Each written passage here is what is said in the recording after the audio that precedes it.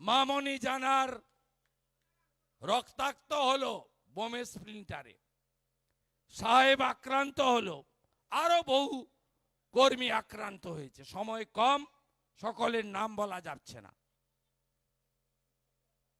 তারপরে কি করলেন? রথিবালা আড়ি, এদের টার্গেট শুধু হিন্দু নয়, মহিলা এবং শিডিউল কাস্ট। যেহেতু 21-এর নির্বাচনে আপনারা বুথগুলো দেখবেন, মুসলিম বুথে অনেকে ভোট দিতে চায়, আইএসএফ এ দিতে চায়, আমাকে দিতে চায়, সিপিএম কে দিতে চায়, দিতে দেয় না। গরিব মুসলমানদের ভোট দিতে দেয় না, জানলা খোলা রাখে। কোন গরিব মুসলমানের উপকার হয়নি। সুপিয়ানের বাড়ি হয়েছে জাহাজ বাড়ি, সাউদ্দিনের 4তলা বাড়ি হয়েছে। তৃণমূল করতে করতে কাঁধে আবু হয়ে যাওয়া, ঝান্ডা বইতে বইতে। কোন গরিব মুসলমান ছেলের চাকরি হয়নি, চাকরি হয়েছে সোয়েম কাজীর বেটার, খুশনবীর বেটার, ব্যাংকে যায় না শামসুলের, সুপিয়ানের গোটা আত্মীয় স্বজনের, তাহেরের গোটা গোষ্ঠীর, সাউদ্দিনের বেটা বেটি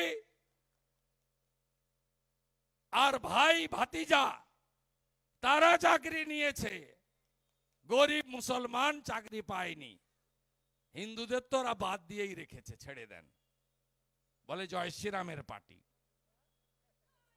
এরা হিন্দু পার্টি বিজেপি।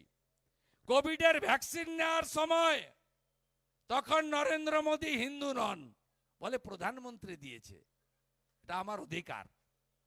রেশন ঝুলিয়ে ঝুলিয়ে নিয়ে আসে প্রধানমন্ত্রী অন্ন সুরক্ষা যোজনার, বলে এটা আমার অধিকার, আমি নাগরিক। আর ভোটের সময় যাবেন, নিজেরা না পারলে মহিলাদের হাতে ঝাঁটা দাঁড় করিয়ে, কালো পতাকা দিয়ে গাড়িতে পাথর মারার জন্য দাঁড় করিয়ে রাখে। বলে এ তো জয় শ্রীরামের পার্টি এসছে রে। আরে হিন্দু লোকরা এসছে। আর মোদিজির যত ঘর শৌচালয় নেওয়ার সময় তখন বলে না যে নরেন্দ্র মোদী বিজেপি এরা হিন্দুদের পার্টি। ঠিক আছে, আমরা বুঝে নেব, আমরা বুঝে বুঝেই তোমাদের হারিয়েছি। আপনাদের উপরে এত অত্যাচার এরা করে, আপনি জানেন।